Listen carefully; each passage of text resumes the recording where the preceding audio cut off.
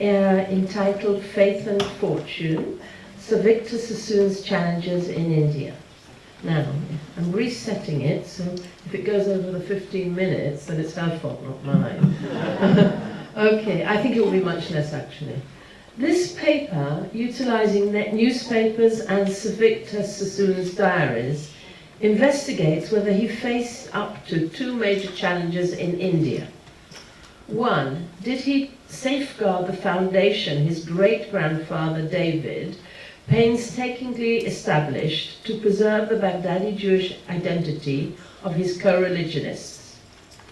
And two, did he live up to the responsibility of preserving the vast commercial empire he inherited? A brief glimpse of his family's roots facilitates the evaluation of these issues in context. David Sassoon pioneered the settlement of Baghdadi Jews in Bombay in 1833 and created a vast commercial empire. Elias, one of his 8 sons, pioneered the settlement of Baghdadi Jews in Shanghai about 1885. He branched out from the family firm, David Sassoon and Sons, 2 years later and established E.D. Sassoon & Co., with offices in Bombay and Shanghai. He was the grandfather of Ellis Victor Elias Sassoon. Victor's father, Edward Elias Sassoon, succeeded to the second family baronetcy on the death of his brother Jacob in 1916 and became a director of the E.D. Sassoon & Company. Sir Victor, being Sir Edward's elder son, became the third holder of the Bombay baronetcy. He was eager to leave the London office to take care of the family interests in India, which included 14 textile mills, employing, just listen to this, over 20,000 native workers. E.D. Sassoon & Co., merchants and bankers, was incorporated in India as a private limited company with a capital of 1 million rupees. I don't know how much that is and how much it would be today, but it sounds like a lot. Sir Victor was chairman and chose Bombay as his headquarters. He served for several years as a member of the Royal Commission on Labour and of the Bombay Legislative Assembly, representing the Bombay Mill Owners Association. He flamboyantly entered the chamber in a grey top hat, morning coat, and with a carnation in his lapel. His large yellow car sported the number plate EVE1, his initials. The growth of Indian nationalism convinced Sir Victor that there was little scope for foreign entrepreneurs in India. He caused a storm in the financial world when he announced his intention to make China the main center of the firm's activities, because increasing taxation and higher production costs made it impossible to compete with Indian firms with smaller overhead charges. In his words, there was a general feeling in India which is against the foreigner developing the country, which they called exploiting. Whereas in China, realizing as they did the necessity for foreign finance, they were only too glad to have the foreigner working with Chinese interests. Indian critics condemned his defeatist and alarmist policy, maintaining that his optimism about conditions in China were unjustified, as was his pessimism about India. With the benefit of hindsight, it was a catastrophic error of judgment. Sir Victor transferred millions of dollars from Bombay to Shanghai in the late 1920s. After 1929, he moved his headquarters there and was domiciled in the Treaty Port. Through wise investments in India and the Far East, he increased the £15 million sterling he inherited from his father to £100 million. And she writes that it's roughly £4.5 billion sterling today.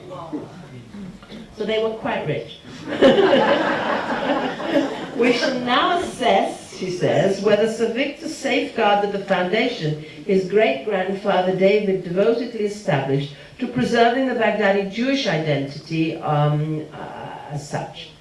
Israel's Messenger, the Journal of Shanghai Baghdadi Jews, noted, "What this one Jewish family has done for India, and the Jews is more than what the whole section of the community has done to help itself. Those Sassoons are revered to this very day and occupy a preeminent position in the heart of every Jew in Bombay. Business and charity were concurrent concerns in the Sassoon family. The family provided food, clothing, housing, medical attention, and facilities for observing Jewish traditions. They funded and supervised 2 synagogues and a school. No fees were charged. Under the management of a board of trustees, funds were provided for the needy and for the maintenance of their synagogue, school, and cemetery. Sir Victor honored the terms of his father's will, which obliged him to spend several months each year in India. There was always a flurry of excitement and expectation when he was about to make one of his brief visits to Bombay. Undoubtedly, his own laxity of religious observance impacted on his relationship with the community. During an interview with the Jewish press in 1937, he encouraged the community to promote the activities of the younger generation and promised to support them. His criterion for employment was efficiency, it wasn't Jewish identity. The firm will help to train and give jobs to all those who are real workers, but in a community of 3,000 Jews, he said, I'm not in a position to give them more jobs. I'm a utilitarian and all able workers are given preference and opportunity, and if all things are equal, the Jews get the preference. We lost lax through opportunities given to Jews. People must remember that this firm is not a charitable institution. Unfortunately, some are too lazy and just want jobs that are easy. The community never did enough to help himself. The infuriated community reacted. Sir Victor bemoaned his lost lax without paying tribute to the many worthy Jews employed by the House of Sassoon since its foundation, who had helped to build its assets. How about the many Jews from Bombay who were sent to Hong Kong and Shanghai in the pioneering days of the House, and due to whose services Sassoon occupies so large a part in the Chinese trade? Jews are very hard workers, as shown from the fact that they have sacrificed their Sabbath for the sake of their duty. Owing to the strain of night shift work, some have become sickly. The community maintained that the Sassoon firm had an obligation to them, but agreed that its generosity was the greatest cause of its stagnation, and that the dole system was a curse. Some believed that Sir Victor had no interest whatsoever in Bombay Jewry and was indifferent to its future. Within this framework, Sir Victor appears to have been instrumental in undermining his great-grandfather's efforts to ensure the preservation of Baghdadi Jewish identity. Instead, he maintained his uncle, Sir Jacob Sassoon's policy, who in 1914 obliged Sassoon employees to work on Shabbat and Chagim, with the exception of Rosh Hashanah and Yom Kippur. This reversal of the Sassoon's religious and paternalistic role was an enormous blow to their Baghdadi employees, and might well have triggered the spiritual decline in several communities in Southeast Asia. Sassoon House closed in 1943, and when the family set up home in London, the Bombay community was left without any proper communal organization, leadership, or patronage. Their business offices were left in the hands of directors who lacked the paternal solicitude shown by the founder. They administered the communal charities and trusts, which are maintained even to this day, when there are only a handful of Baghdadi Jews left in Bombay. Arguably, the Sassoon's paternalist role, generosity, and not least the dole system, trapped the community in a dependency culture. Large numbers of needy families were encouraged to access the trust as an easy option, rather than finding employment. So that's a conclusion about the first bit. Secondly, she said, now we're moving on to the next point, we shall now try to determine whether Sir Victor lived up to the responsibility of preserving the vast commercial empire he inherited. If I can translate that, it's what happened to the money.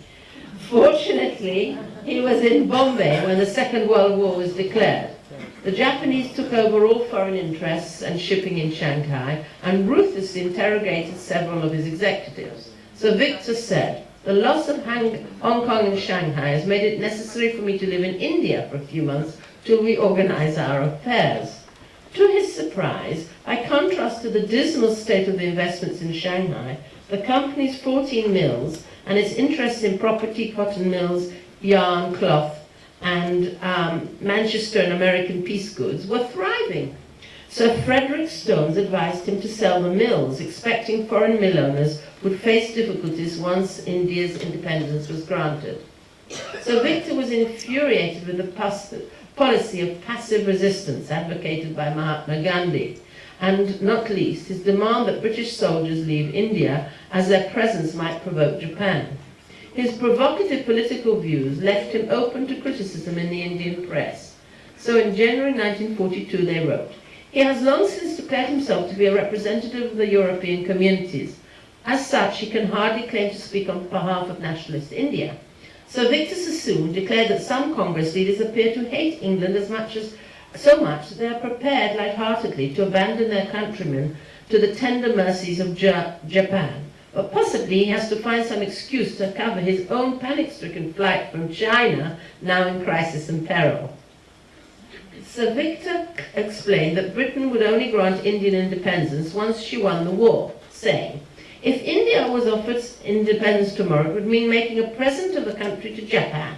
You must do enough to ensure victory. Nothing else matters. There is the choice of copying totalitarian methods, in part at any rate, or of going under." Unsurprisingly, the Times of India's response in 1942 was scathing.